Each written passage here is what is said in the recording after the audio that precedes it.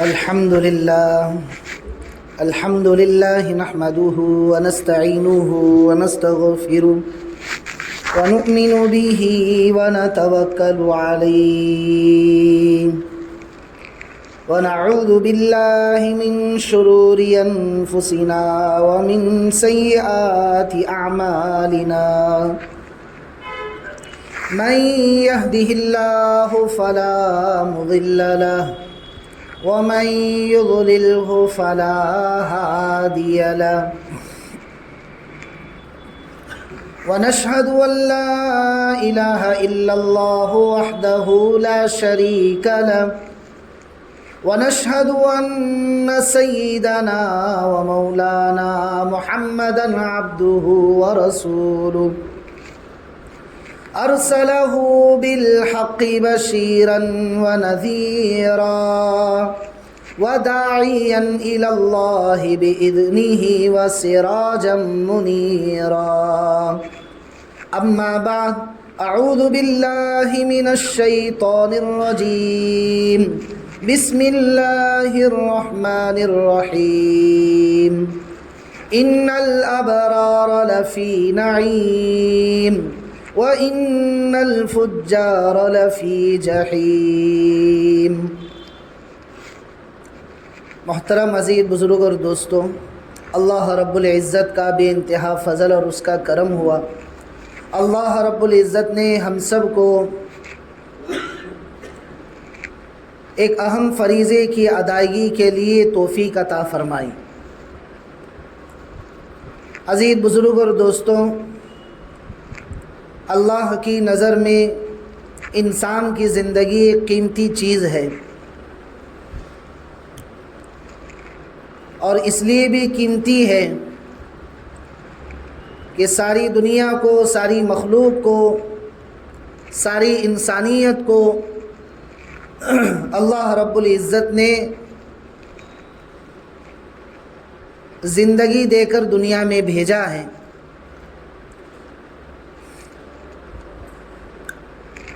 عزیز بزرگ اور دوستوں، اس لیے اللہ رب العزت یہ چاہتے ہیں کہ میں اور آپ اس مختصر سی زندگی میں رہ کر آنے والی لامحدود زندگی، جس زندگی کا کوئی کنارہ نہیں، جس کی کوئی گہرائی نہیں، اس لامحدود زندگی کی تیاری کر کے یہاں سے چلے جائیں۔ دنیا کو اللہ نے بنایا تو یہاں روزانہ کوئی پیدا ہوتا ہے، روزانہ کوئی چلا جاتا ہے۔ نہ میں اور آپ یہاں ہمیشہ رہنے کے لیے آئے ہیں، نہ کوئی آج تک اس دنیا میں ہمیشہ رہا ہے۔ ہم سے پہلے ماضی میں جتنی قومیں گزری ہیں، ان کی عمریں اللہ نے بہت لمبی عمریں دی کہ 350 سال میں ان کے بچے جوان ہوتے، اور ہزاروں سال کی عمریں، زندگیاں انہوں نے پائی۔ لیکن عزیز بزرگ اور دوستوں، ان کے حق میں بھی اللہ رب العزت نے آخر میں یہی فیصلہ کیا کہ ان کو بھی اس لامحدود زندگی کو اور اس ختم ہو جانے والی زندگی کو چھوڑ کر ہمیشہ کی زندگی کے لیے اللہ تبارک و تعالیٰ نے بلا لیا۔ اور یہی بات ہر نبی کے ساتھ میں ہوتی رہی۔ کسی نبی کو اللہ نے ہزاروں سال کی عمریں دی، کسی کو کتنی اور کسی کو کتنی، جس کا کوئی حساب تاریخ میں نہیں ملتا ہے۔ لیکن آخر میں میرے اور آپ کے آخری نبی حضرت محمد صلی اللہ علیہ وسلم دنیا میں تشریف لائے، تو آپ کو بھی اللہ رب العزت نے یہ کہا کہ میرے نبی جی، آپ کو اگر اور زندگی چاہتے ہیں تو ہم دینے کے لیے تیار ہیں، لیکن آنا ایک دن ضرور ہے۔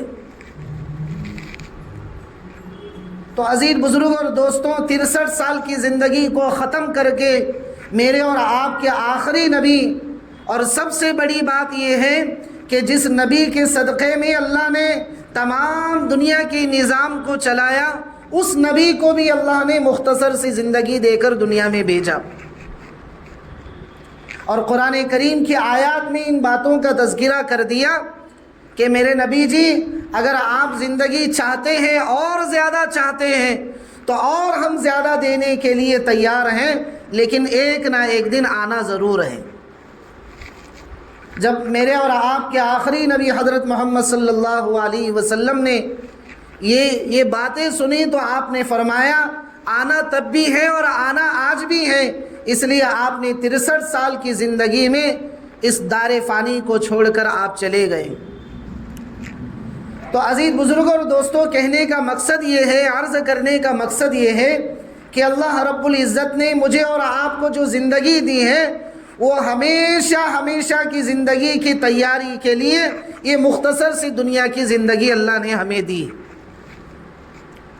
ہم اس دنیا میں رہتے ہوئے اپنے اللہ کو راضی کر کے نبی کریم صلی اللہ علیہ وسلم کی سنتوں پر عمل کر کے، ان کی تعلیمات پر عمل کر کے، ان پر اتاری ہوئی شریعت پر عمل کر کے عزیز بزرگ اور دوستوں ہم آخرت میں ایک کامیاب انسان بن جائیں،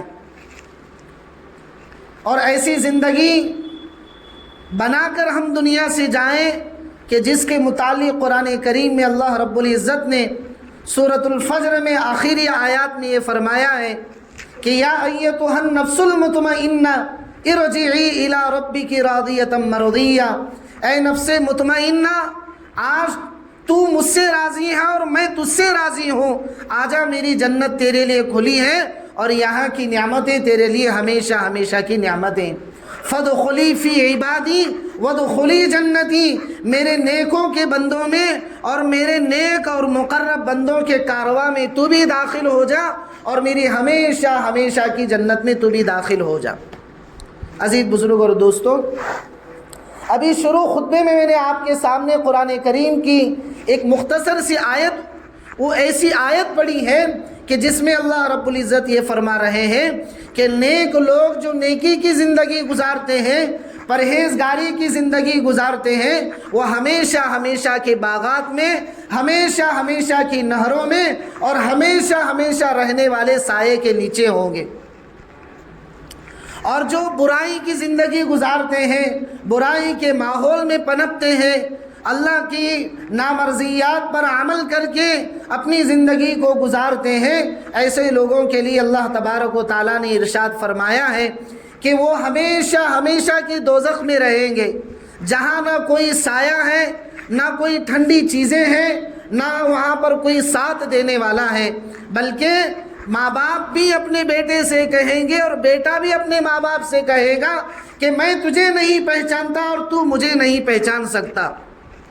ایک بیٹا اپنے باپ کے پاس دوڑتا دوڑتا جائے گا اور کہے گا ابا جان میں آپ کا بیٹا ہوں اور میں نے آپ کے لیے دنیا میں اتنی ساری چیزیں کی ہیں، آج مجھے ایک نیکی کی ضرورت ہے، اگر آپ اپنے کھاتے میں سے مجھے ایک نیکی دے دیں گے تو آج میں اللہ کے دربار میں پار ہو جاؤں گا، پاس ہو جاؤں گا۔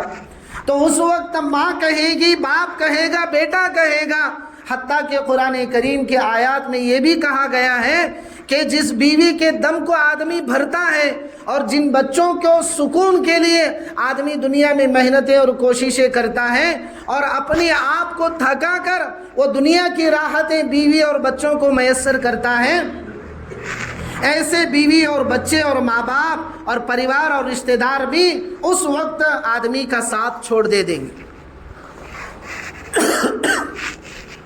اور وہ کہیں گے کہ ہم تجھے نہیں جانتے اور تو ہمیں نہیں جانتا ہے، اللہ نہ کرے میری کوئی نیکی کمی ہو جائے تو مجھے کون نیکی دے گا ایسے موقع پر۔ تو عزیز بزرگ اور دوستوں، یہ مختصر سی کہانی ہے ہم لوگوں کی کہ ہمیں اس مختصر سی زندگی کو گزار کر اللہ کی مرضیات پر عمل کر کے اپنے ہمیشہ کی زندگی کی ہمیں تیاری کرنا ہے۔ ہمیشہ آنے والی زندگی کی تیاری کیسے کریں، اس کے لیے کیا یہ عمل ہے اور کیا ایسے طریقے ہیں کہ جن طریقوں پر عمل کر کے ہم اس مختصر سی زندگی میں رہ کر ہمیشہ کی زندگی کو کامیاب بنا سکتے ہیں۔ آئیے ہم ان مختصر طریقوں کو جانتے ہیں۔ اللہ کے حبیب پاک صلی اللہ علیہ وسلم معراج پر گئے تو اس موقع پر 3 ہدیے ساتھ میں لے کر آئے، اور میں نے آپ سے گزشتہ جمعہ نہیں، اس سے پہلے کے جمعہ پر میں نے یہ وعدہ کیا تھا کہ وہ 3 ہدیے جو اللہ کے نبی صلی اللہ علیہ وسلم اللہ کے دربار سے لے کر آئے ہیں، میں آپ کو بتانے کا وعدہ کیا تھا۔ آج میں آپ کے سامنے وہ 3 ہدیے رکھ رہا ہوں۔ عزیز بزرگ اور دوستوں، اس کو اپنے چلو باندھ لو، اپنے پلو سے باندھ لو۔ یہ دنیا میں بھی راحت کی چیزیں ہیں، دنیا میں بھی سکسیسفل زندگی ہے، دنیا میں بھی کامیاب زندگی ہے، اور آخرت کی لامحدود زندگی کی کامیابی کی تیاری بھی ہے۔ اللہ تبارک و تعالیٰ نے حضور اکرم صلی اللہ علیہ وسلم کو 3 بڑے تحفے دیے۔ ان میں سے سب سے پہلا تحفہ ہے سورۃ البقرہ کا آخری رکوع۔ کون سی سورت بھائی؟ سورۃ البقرہ، پہلا پارہ قرآن کریم کا اور اس کا آخری رکوع۔ اس کے بیچ میں جتنے پارے ہوتے ہیں کم و بیش 2.5 پارے ہوتے ہیں۔ 2.5 پارے کے بعد تیسرے پارے میں سورۃ البقرہ کا آخری رکوع آتا ہے۔ اللہ تبارک و تعالیٰ نے ہم لوگوں کے لیے گفٹ دیا ہے، ہمارے لیے ہدیہ دیا ہے، ہمارے لیے ہمارے نبی کے ذریعے سے یہ تحفہ ہمیں دیا ہے، اور ہمارے لیے اس میں بہت ساری دنیا اور آخرت کے فائدے کی چیزیں رکھی۔ اگر آپ عمل کی نیت سے کریں گے اور سنیں گے تو انشاءاللہ اللہ تبارک و تعالیٰ نے اس میں دنیا اور آخرت کے بہت فائدے رکھے، اور لوگوں کی زندگیاں اور بزرگوں کی زندگیاں اس بات کی شاہد ہیں کہ جنہوں نے اس پر عمل کیا ہے اور اس کے بتائے ہوئے طریقوں پر عمل کر کے زندگی گزاری ہے، وہ دنیا میں بھی کامیاب ہوئے ہیں اور آخرت میں بھی انشاءاللہ اللہ کے وعدوں کا پورا ہونا سچا ہے۔ اللہ کے حبیب پاک صلی اللہ علیہ وسلم نے فرمایا کہ جو روزانہ سونے سے پہلے سورۃ البقرہ کا آخری رکوع، جس کو میں آپ کے سامنے عرض کر رہا ہوں، آمن الرسول بما انزل الیہ من ربہ والمؤمنون، یہاں سے یہ شروع ہوتا ہے، اور کل آمن باللہ وملائکتہ وکتبہ ورسلہ، اس کے آخر میں آ کر انت مولانا فانصرنا علی القوم الکافرین پر ختم ہوتا ہے۔ مختصر سی آیات ہیں اور مختصر سی تلاوت ہے، اور میں ہمیشہ اس بات کا اہتمام کرتا ہوں اور اس پر اللہ کا شکر ادا کرتا ہوں کہ میں اپنے محلے کی مسجد میں فجر کی نماز میں اسی کو پڑھاتا رہوں، کیونکہ اس کی بہت فائدے ہیں، اور کرنے والوں نے اس پر عمل کر کے اپنی زندگی کو بہت فائدے میں رکھا ہے۔ تو اس لیے عزیز بزرگ اور دوستوں، آج میں وہ ہدیہ جو اللہ نے اپنے نبی کو دیا ہے اور ہمارے نبی نے اس امت کو دیا ہے، آج وہ آپ کے سامنے پیش کر رہا ہوں۔ حضور اکرم صلی اللہ علیہ وسلم ارشاد فرماتے ہیں کہ جو سونے سے پہلے روزانہ اس آخری رکوع کو پڑھ کر سوتا ہے تو صبح ہونے تک اللہ تبارک و تعالی تمام شریر کی شرارتوں سے اس کی حفاظت فرماتے ہیں۔ اور اس کی مثال ایسی دی، فرمایا کہ کوئی بینک ہے اور اس بینک کا جو سیکیورٹی انچارج ہوتا ہے اور اس بینک کا جو گیٹ کیپر ہوتا ہے، اس بینک کی نگرانی کرنے والا جو ہوتا ہے، اس کے ذمے سونے والے جتنے بینک میں کام کرنے والے ہوتے ہیں وہ اسی گیٹ کیپر پر، واچ مین پر بھروسہ کر کے رات میں گھر چلے جاتے، حالانکہ انہیں معلوم ہوتا ہے کہ ہماری بینک چوری ہو سکتی ہے، لوگوں کے ہتھ کڑے چڑھ سکتی ہے، لوگ ہمیں دھوکہ دے سکتے ہیں، لیکن پھر بھی وہ ایک واچ مین کے بھروسے پر، ایک گیٹ کیپر کے بھروسے پر چھوڑ کر وہ مہنگی مہنگی چیزوں کو چھوڑ کر گھر چلے جاتے۔ اور وہ جو واچ مین ہوتا ہے اسے بھی اس بات کا احساس ہوتا ہے کہ جو میرے ذمے کام لگایا گیا ہے یہ بڑی محنت کا کام ہے، ذمہ داری کا کام ہے، اور وہ پوری رات خود جاگ کر اس کی پوری چاروں طرف سے حفاظتیں کرتا ہے۔ عزیز بزرگ اور دوستوں، اللہ تبارک و تعالیٰ اپنے نبی کے ذریعے سے اس امت کو یہ ہدیہ دیا ہے کہ جو روزانہ اس آخری رکوع کو پڑھ کر سوتا ہے، اللہ تبارک و تعالی شریر کی شرارتوں سے، فتین کے فتنوں سے، دجال کی دجلیت سے، اور حاسدین کے حسد سے، اور جادو کرنے والوں کے جادو سے اللہ تبارک و تعالی ان چند آیات کے پڑھنے کی برکت سے حفاظت فرماتے ہیں۔ کتنا بہترین ہدیہ ہے۔ تو اللہ تبارک و تعالی نے یہ سب سے پہلے ہدیہ اس امت کو دیا ہے، کیونکہ معلوم ہے کہ لوگ جو میرے بندے ہیں ان کے اندر حسد ہے، کینہ ہے، کپٹ ہے، بغض ہے، وہ ایک دوسرے سے حسد کر کے لوگوں کو تکلیفیں دیں گے۔ اور عزیز بزرگ اور دوستوں، میرا اور آپ کا جو کھلا دشمن ہے یعنی شیطان، وہ بھی حسد ہی کی بنیاد پر جنت سے نکالا گیا، دنیا میں بھیجا گیا۔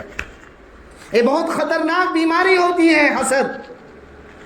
تو اللہ تبارک و تعالی تمام طرح کی شیطانی شرارتوں سے بچنے کے لیے اللہ تبارک و تعالی نے ہمارے نبی کے ذریعے سے ہمیں گفٹ اور ہدیہ دیا ہے کہ ہم روزانہ سورۃ البقرہ کا آخری رکوع پڑھ کر سوئیں گے۔ اور اللہ کے نبی صلی اللہ علیہ وسلم عمل کر کے امت کو تعلیم دی کہ آپ اس وقت تک نہیں سوتے تھے جب تک کہ آپ سورۃ البقرہ کا آخری رکوع نہ پڑھ لیں۔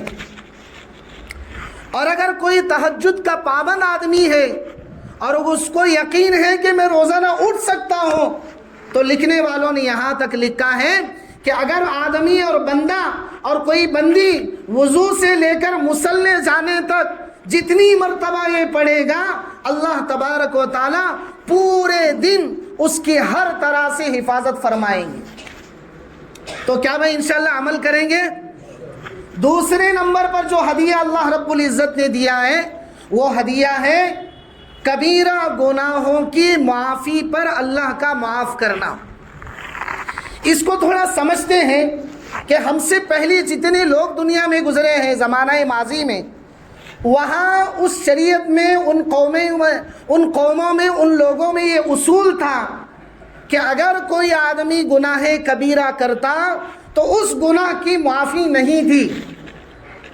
گناہ کبیرہ کے کرنے کے بعد معافی نہیں تھی، بلکہ فوراً اس کی سزا ہو جاتی۔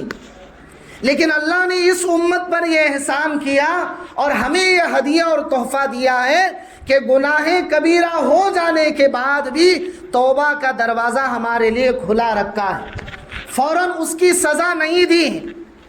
تو عزیز بزرگ اور دوستوں، گناہ کبیرہ کیا کیا چیزیں ہیں؟ میں نے پچھلے جمعہ بھی کچھ چیزوں کو گنوا دیا ہے، اب مختصراً آپ کے سامنے یہ عرض کر دیتا ہوں۔ نمبر 1، گناہ کبیرہ میں سب سے پہلی چیز ہے فرض نماز کا جان بوجھ کر چھوڑنا۔ فرض نماز کا جان بوجھ کر چھوڑنا یہ گناہ کبیرہ ہے۔ والدین کو ناحق ستانا یہ بھی گناہ کبیرہ ہے، اور والدین کا اپنی اولاد کو ناحق ستانا، بلا کسی عذر کے، بلا کسی دلیل کے اپنی اولاد کو ستانا یہ بھی گناہ کبیرہ ہے۔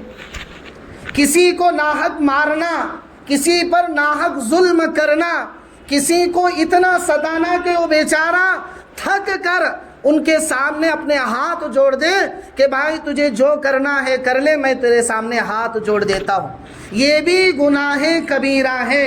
یہ ایسے گناہ ہیں کہ جب تک ہم لوگ ان لوگوں سے معافی نہیں مانگیں گے جن کو ستایا ہے، ظلم کیا ہے، حق مارا ہے، تب تک یہ گناہ اللہ کی رجسٹر میں سے پاک نہیں ہوں گے۔ اس کو کہتے ہیں گناہ کبیرہ۔ اب میں آپ کے سامنے یہ بات عرض کر رہا ہوں کہ ہم سے پہلے جتنی قومیں گزری ہیں، امتیں گزری ہیں، ان کے یہاں اصول تھا کہ اگر کوئی گناہ کبیرہ کرتا تو اس پر فوراً سزا ہو جاتی، سزا آسمانی بھی ہو جاتی اور سزا گاؤں والے بھی مل کر دیتے۔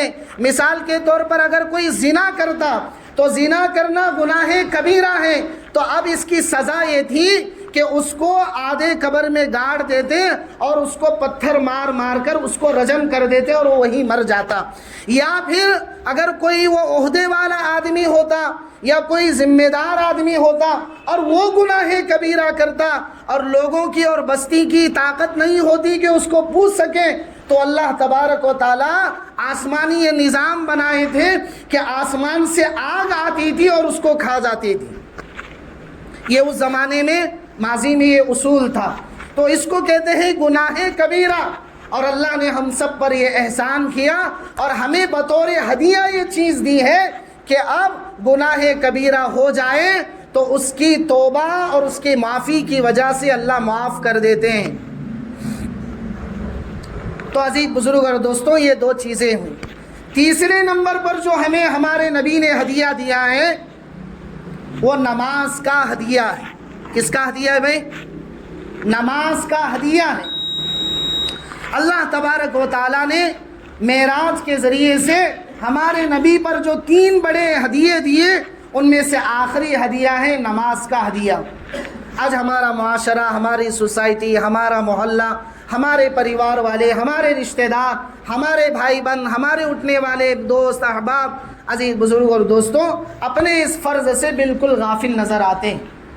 حالانکہ اللہ کے نبی صلی اللہ علیہ وسلم نے فرمایا جان بوجھ کر نماز فرض چھوڑنا آدمی کو کفر کے دائرے میں لا کر کھڑا کر دیتا ہے. آج یہ ہم پر جتنے حالات ہیں، ملک کے حالات، پڑوسیوں کے حالات، گھریلو حالات، جتنے سوسائٹی اور مارکیٹ میں، بزنس میں جتنا مہنگائی کا دور ہے، عزیز بزرگ اور دوستوں، اس میں سب سے بڑی وجہ ہے نمازوں کی کوتاہی کا. تو ہم اس بات کا اہتمام ضرور کریں کہ ہم اللہ کے ذریعے، نماز کے ذریعے سے ہم اللہ سے قریب ہو جائیں، ہم اپنے مسائل کو اللہ سے حل کرنے والے بن جائیں. عزیز بزرگ اور دوستوں، نماز کا ہدیہ اللہ نے وہاں کیوں دیا؟ دیکھیے آپ، حج ہے زمین پر اترا، حج کا جو حکم ہے وہ زمین پر آیا، جبرائیل لے کر آئے. روزے ہیں، ان کا حکم زمین پر آیا، اور دوسری جتنی عبادتیں ہیں یہ سارے زمین پر اتری.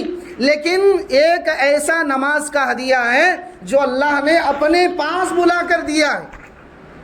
کیا کیا؟ اپنے پاس بلا کر دیا. اس کی وجہ کیا؟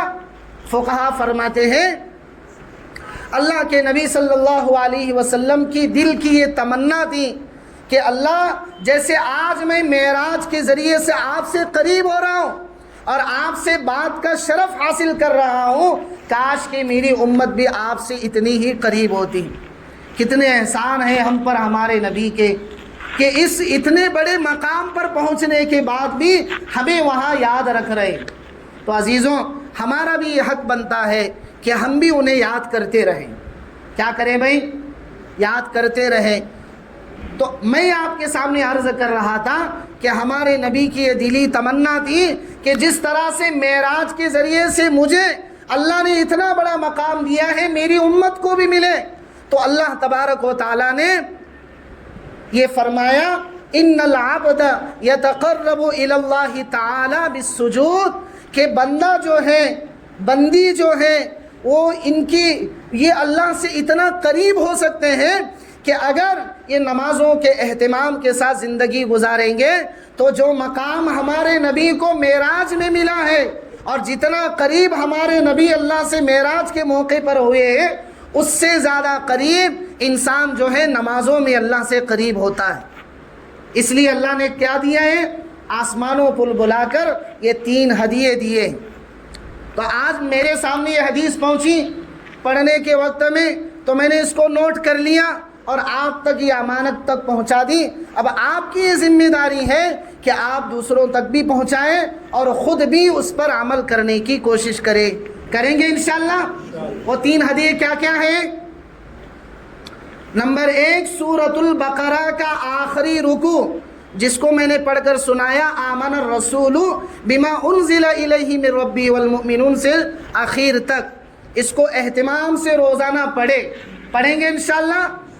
اور دوسرے نمبر پر کبیرہ گناہ کے ہونے کے بعد بھی معافی کی وجہ سے معاف ہو جانا. اور تیسرے نمبر پر نماز کا ہدیہ. تیسرے نمبر پر کیا ہے بھائی؟ نماز کا ہدیہ. اور آخر